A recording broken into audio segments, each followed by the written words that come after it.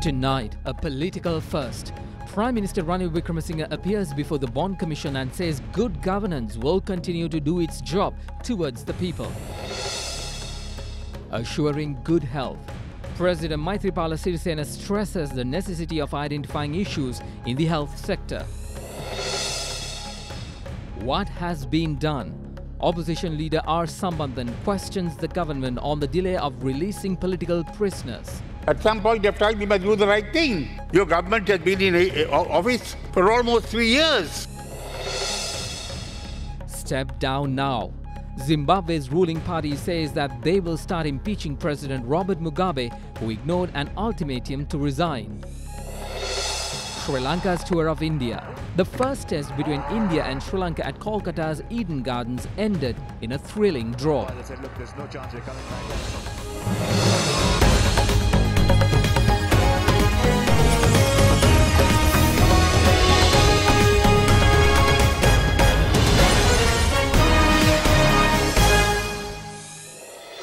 Good evening to all our viewers joining us across Sri Lanka and around the world. I'm Mahesh Johnny and this is First at 9. Our news coverage begins tonight with the Prime Minister's visit to the Bond Commission. In our lead story, Prime Minister Ranil Wickremesinghe told the Presidential Commission of Inquiry probing the controversial bond issuance that he had expected former Central Bank Governor Arjuna Mahendran to follow due procedure when implementing his directives. Making the first appearance of a Prime Minister before a commission set up in the country, Premier Wickremesinghe told the Presidential Commission that he instructed the former Central Bank Chief to do away with the private placement system in accepting bids for Treasury bonds. The Premier appeared before the Commission to clarify written responses he submitted to earlier inquiries made by both the Commission of Inquiry and the Attorney General's Department. Almost all key members of the United National Party arrived at the premises of the Presidential Commission of Inquiry today to witness Prime Minister Ranil Wickremesinghe's appearance to provide evidence.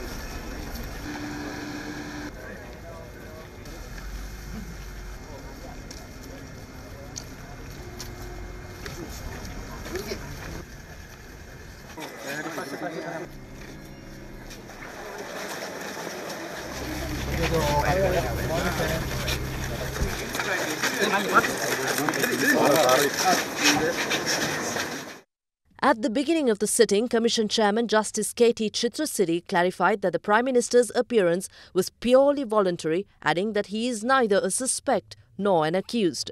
Justice Chitrasiri also noted that the Premier had consented to testify before the Commission and accordingly 2 questioners were earlier sent for which the Prime Minister had responded and returned with affidavits. The Commission questioned the Premier about his written responses, including his acknowledgement that he was aware of a conflict of interest arising due to the relationship between Central Bank Governor Arjuna Mahendran and former Director of Perpetual Treasuries Arjun Aloysius. Prime Minister Wickremesinghe clarified that he instructed the former Central Bank Governor that his son-in-law Aloysius had to resign from Perpetual Treasuries and its related business activities. The Premier was also clear to the Commission that he had no knowledge of any other subsidiaries of Perpetual Treasuries. Responding further, the Premier admitted that he instructed the Central Bank Governor Arjuna Mahendran to do away with the private placement system and take up the auction-based system as the latter was more transparent. However, he had believed that Mahendran will follow due legal procedure in the implementation of his directive. Premier Wickremesinghe also said that then Governor Mahendran contacted him via telephone on the 27th of February 2015 to inform that a sum of 10 billion rupees was raised via the day's auction. The Prime Minister also noted that the COPE inquiry or the Gamini Pitipana committee, which looked into the controversial bond issuance, had not made a final conclusion or recommended any necessary action such as the Governor's resignation. He added that he had no knowledge of the meeting led by then Finance Minister Ravi Karunanayake on the 26th of March 2016 prior to the bond auction on the day. However, he added that the government had not taken a policy decision to ask state banks to bid low at Treasury bond auctions. Meanwhile, Justice K.T. Chitrasiri, making a special statement on the various views expressed in the political arena related to the evidence on telephone communications between Arjun Aloysius and several parliamentarians, claimed that telephone records of parliamentarians were not obtained or examined. He further clarified that claims of telephone lines being tapped is utterly false, adding that the entire process of the CID examination was based on data found on the mobile telephones and other electronic devices used by Arjun Aloysius and Arjuna Mahendran, along with information provided legally by telecommunications service providers.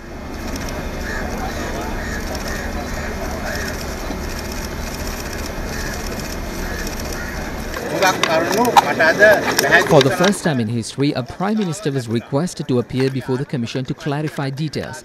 I thank the Chairman and the members of the Commission for giving me that opportunity. I had the chance to clarify a lot of issues, including our economic policy and the damage done to the country's economy. My party and I stepped forward without any fear because we are going to continue the good governance policies as we promised. We have nothing to hide. Mistakes may have been made, but we will definitely ensure good governance.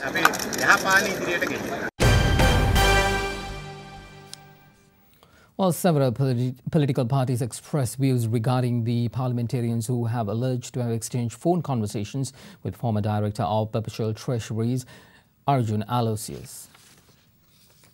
UNP parliamentarians disrupted proceedings carried out by the COP.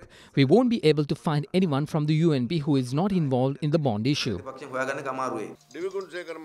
UNP members of the COP weren't ready to even sign when Dev Gunasekara was trying to compile the final COP report. Once Parliament was dissolved, Sujiva Senasinghe, who added footnotes to the report, requested for restraining orders to stop the report from being published. Government parliamentarians are shameless, looking for a way out of this fraud by talking about ministerial privileges.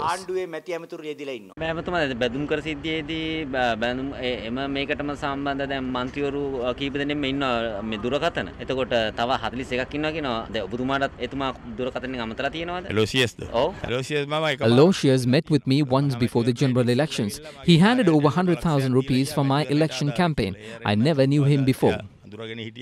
Meanwhile, several views were expressed over the recent incident where the Northern Provincial Education Minister avoided hoisting the national flag. Recently, we saw fake drama enacted in Vaunia by refusing to hoist the national flag. We have arrived at a time where we should understand that there is a difference between fake patriotism and actual patriotism. Our public will not benefit through fake patriotism. Our view is that we should not work based on language.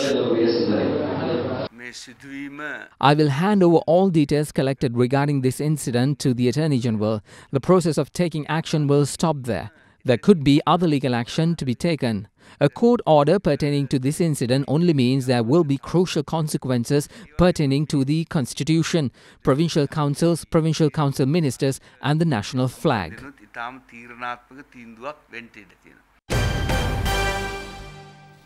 Minister of Petroleum Resources Development Arjuna Ranatunga assures that the country has sufficient fuel stocks and that there is no reason for the public to panic.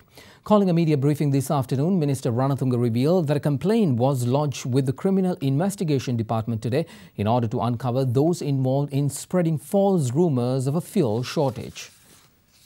Long queues were witnessed in front of several fuel stations in Kandy last evening. Trade unions from the Ceylon Petroleum Corporation say the circulation of false rumours regarding a fuel shortage caused panic. Trade union representatives inspected fuel stations across the country and we wish to say that at present we have sufficient fuel. All false text messages is being purposely circulated due to an ulterior motive. Managing Director of Ceylon Petroleum Storage Terminals Limited, Sanjeeva Vijayaratne said the distribution of fuel is underway as usual and there is no fuel shortage whatsoever. We reject allegations pertaining to a fuel shortage in the country. If there is a delay, it is only due to high demand. It takes over an hour to fill a 33,000-litre Bowser from one of our two terminals. Therefore, we request the public not to panic unnecessarily.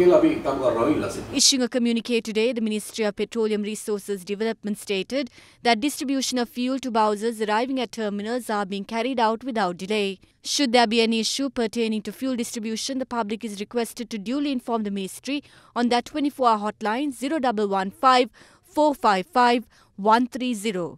An unknown individual or a group is responsible for spearheading false rumors of fuel shortage. This message originated from Kandy, which later spread around the country. Officials from the Security and Investigation Unit of the Ceylon Petroleum Storage Terminals Limited inspected fuel stations in Colombo and several districts today.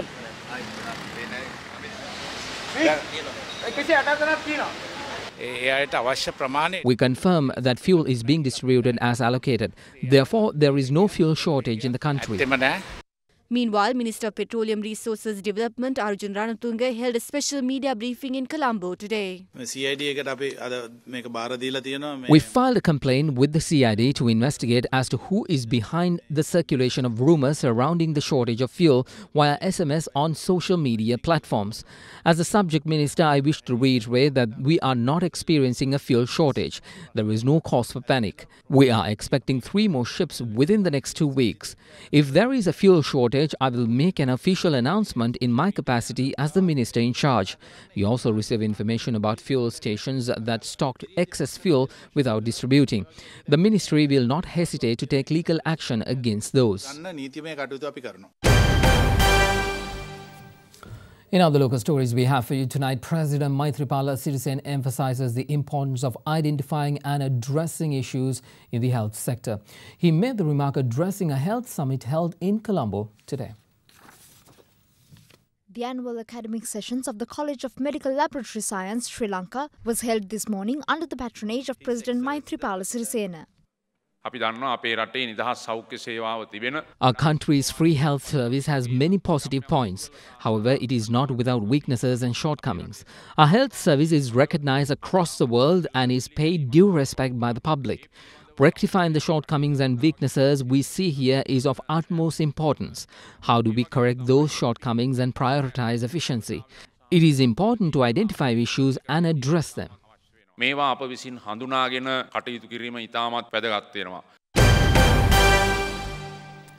A new web-based disaster relief planning system was launched today by the Disaster Management Centre in collaboration with the National Disaster Relief Services Centre.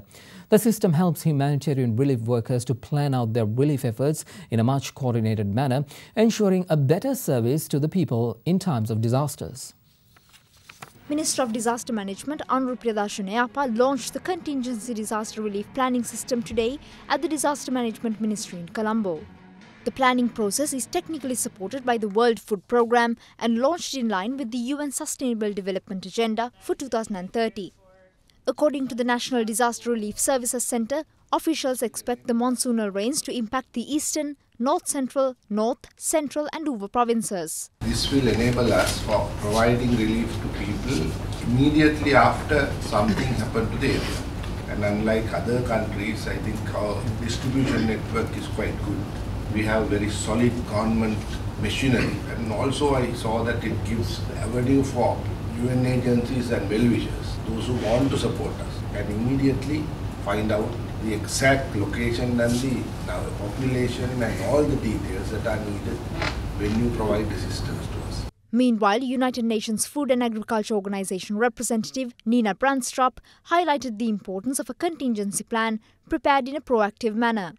The planning should include the identification of the actors, including the private sector actors, and get clarity on roles and responsibilities. Emergency situations are messy and confused, and unclear mandates and lines of command make response late and ineffective. Setting up and testing response mechanisms and procedures will allow for a speedy reaction. Well, let's take you to the Parliament now. Leader of the Opposition, R. Sambandhan, made a rather strong statement in the House today regarding prisoners who are detained under the Prevention of Terrorism law.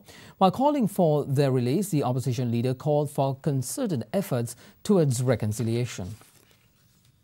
Political decisions have been made that those persons can be pardoned and can be released. That has happened in the past in this country. Why can't the same thing be done now? Your government has conceded and accepted that the Prevention of Terrorism law is an obnoxious law and that you will repeal it. You have made such commitments to the United Nations Human Rights Council, and you are in fact engaged in a process of drafting a new law and repealing the Prevention of Terrorism law. I know that there are persons in this country who are trying to promote communal tensions. There are persons who will even say that if these prisoners are released, the country will be divided. There are persons who will say such absurd things. But we can't be intimidated and threatened by these people for all time. At some point of time, we must do the right thing. Your government has been in office for almost 3 years, and these things have been pending. It's not good for reconciliation. The LTT is no more. We don't want the LTT to return. We don't want violence. We want a resolution of the conflict within the framework of a united, undivided, perpetually indivisible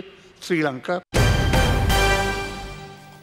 In a strong expression of disappointment, Inspector General of Police Pujit Jayasundara insisted that the recent unrest in Ginthote in the Galle district could have been averted.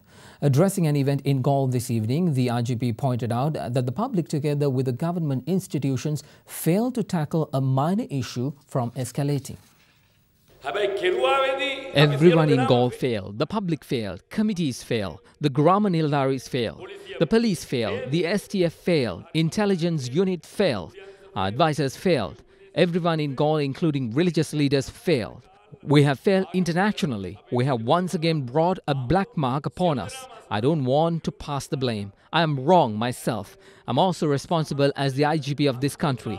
I will do everything to rectify this. I'm disappointed about this incident. This tragedy should have been tackled at its very beginning. You are watching Sri Lanka's #1 news channel, Other Derana 24/7.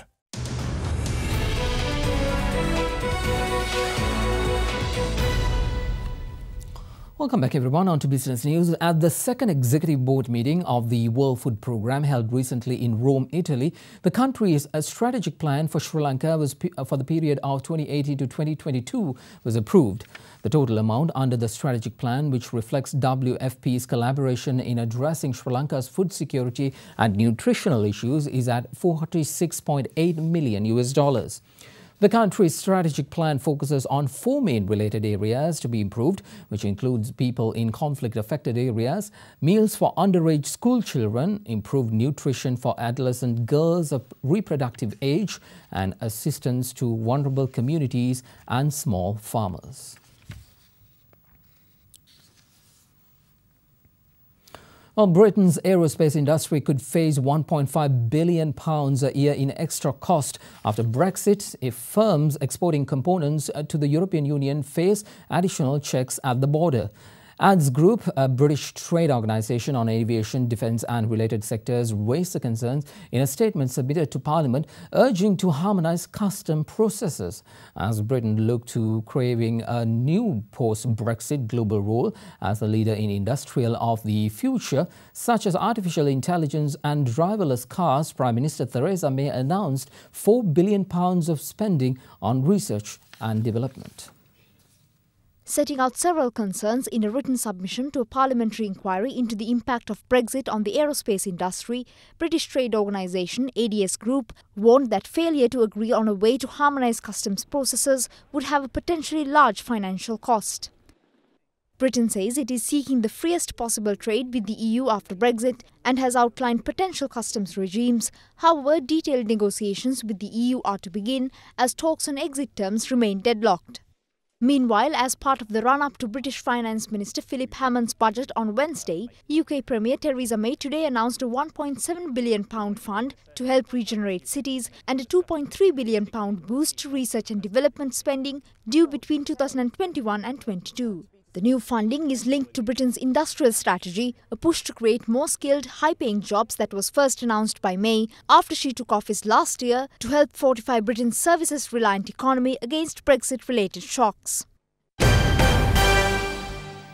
Well, let's take you straight to the stock market now. The Bourse was back in the red today. ASI shed 9.68 index points or 0.15% to end at 6,473.87, while the S&P SL dipped by 9.86 index points to close at 3,788.1.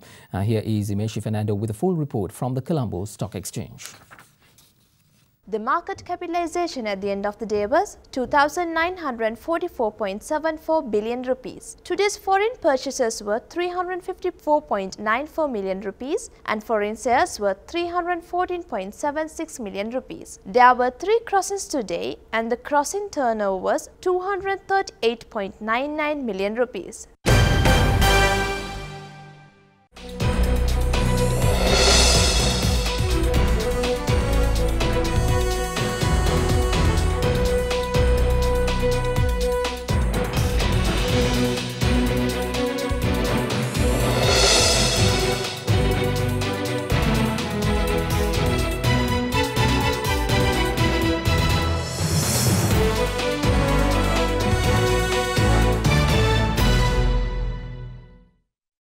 You are watching Sri Lanka's premier news channel, Other Derana 24/7.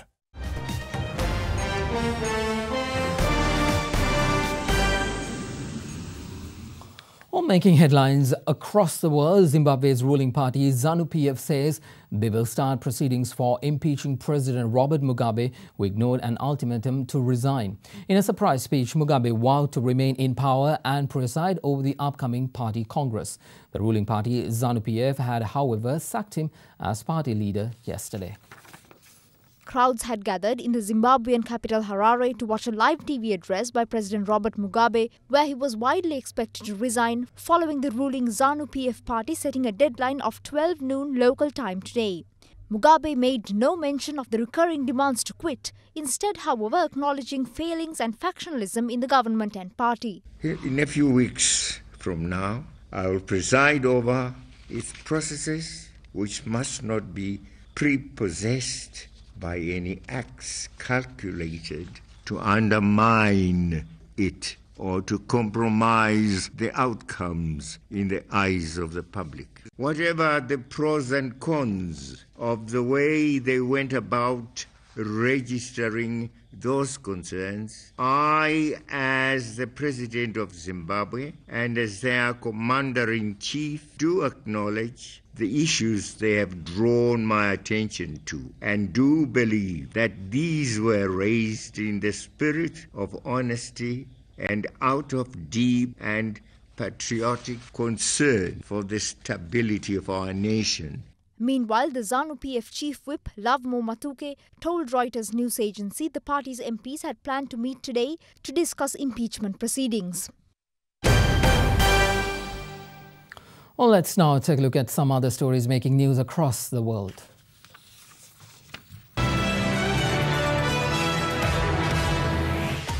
Talks on forming a coalition government in Germany, headed by Chancellor Angela Merkel, collapsed after the pro-business FDP pulled out, saying there was no basis of trust in the coalition. Merkel is due to meet President Frank-Walter Steinmeier, who has the power to call snap elections. Argentina's Navy says the search effort for a submarine missing with 44 crew since last Wednesday has been tripled. Several countries such as Uruguay, Chile, Brazil, Peru, the US and England have joined the storm-hampered search of the ARA San Juan. The US military banned all soldiers stationed in Japan from drinking alcohol after one of its servicemen was involved in a deadly crash on Okinawa Island due to drink driving. The Marine crashed his truck into a minivan yesterday, killing the local driver of the other vehicle. Conservative Sebastián Piñera won the first round of Chile's presidential election but failed to avoid a runoff. Piñera, a former president, will now face socialist contender Alejandro Guille in the second round on the 17th of December.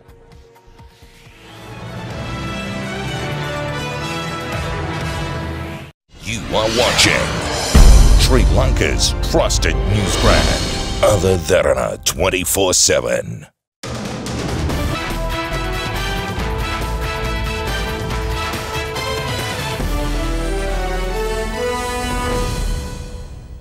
On to sports now. The first test between India and Sri Lanka at Kolkata's Eden Gardens ended in a thrilling draw. With India setting Sri Lanka a target of 231, the Lions were only able to score 75 for the loss of 7 wickets, and the match was forced to stop due to bad light. India resumed the match at 171 for 1 yesterday. Extending their total, India declared the match on 352 for the loss of 8 wickets. Skipper Virat Kohli led from the front by shepherding the Indian innings. While the lower order batsmen stumbled, the skipper carried India's lead past the 200-run mark by scoring a ton. Accordingly, Sri Lanka was handed a 231-run victory target. However, the Lions faltered in the beginning of the second innings when a brilliant spell from Bhuvneshwar Kumar and Mohammad Shami took out the openers for low scores. The Sri Lankan middle order did not show much stability as many were restricted to single-figure scores. Sri Lanka, however, escaped defeat as the match was stopped at 75 for the loss of 7 wickets due to bad light.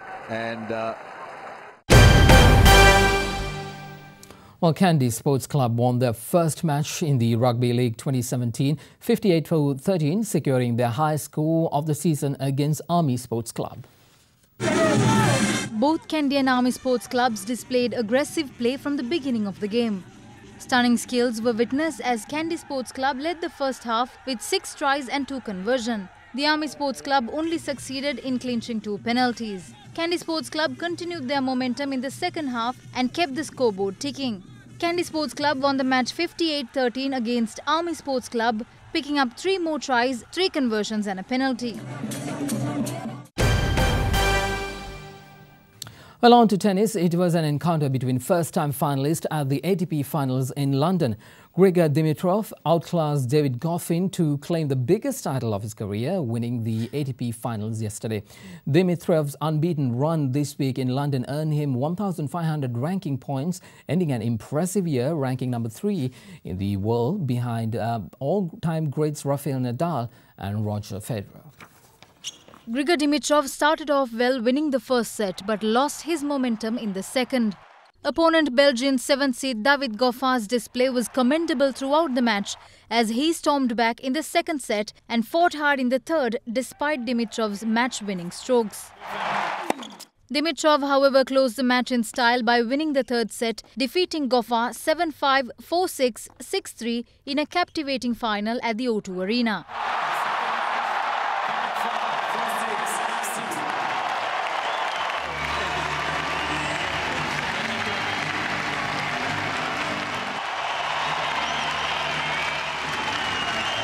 David deserves an unbelievable credit for this tournament. I think he's done so well to beat Rafa, Roger. It's just a tremendous effort. I'm really happy to share this final with him, and I wish I could share it with him, to be honest. First time both of us on the final, but yes, there's only one winner. You are watching Sri Lanka's award-winning news channel, Other Derana 24/7.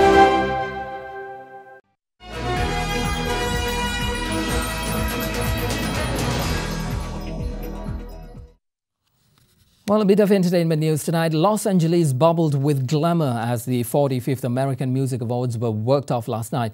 Capturing the hearts of the public and fans, singer Bruno Mars clinched 7 awards, including the Pinnacle Artist of the Year. The 2017 American Music Awards kicked off last night in Los Angeles. The fan-voted event featured an array of stunning performances by artists.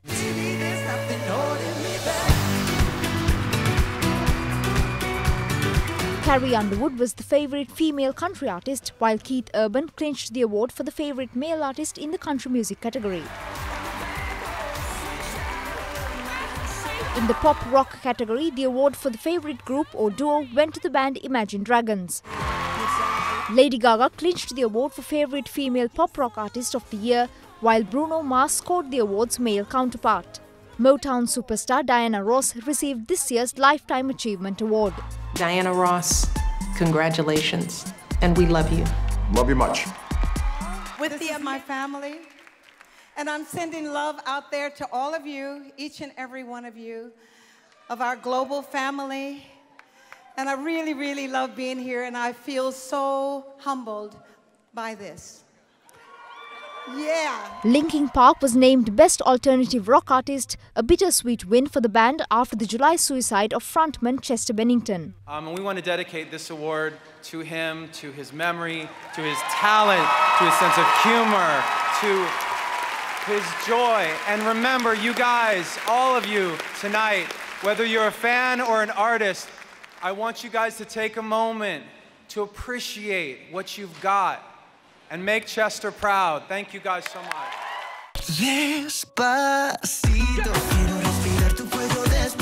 Louis Fonsi, Justin Bieber and Daddy Yankee won the award for Collaboration of the Year for the catchy Despacito. Former One Direction member Niall Horan clinched the award for New Artist of the Year. Bruno Mars dominated the awards night, sweeping up 6 awards for his songs and albums and clinched the Artist of the Year award. Thank you, AMAs. Thank you, hooligans. We did it. I know it's because of y'all. Thank you for voting for me. I love you guys more than anything. I wish I could be partying with y'all, but I'm a million miles away right now.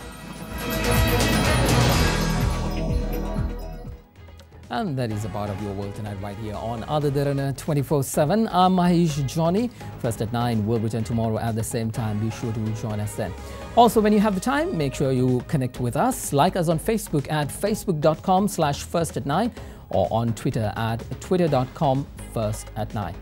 And before we wrap things up for tonight, let's take you back to the American Music Awards in Los Angeles, where nominees, guest presenters and performers hit the red carpet ahead of the show.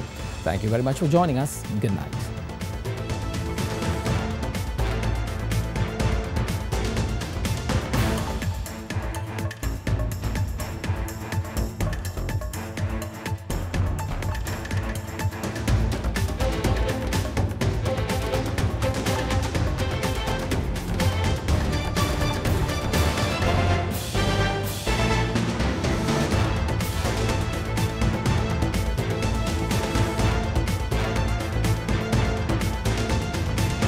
Bringing you the news and information 24 hours a day.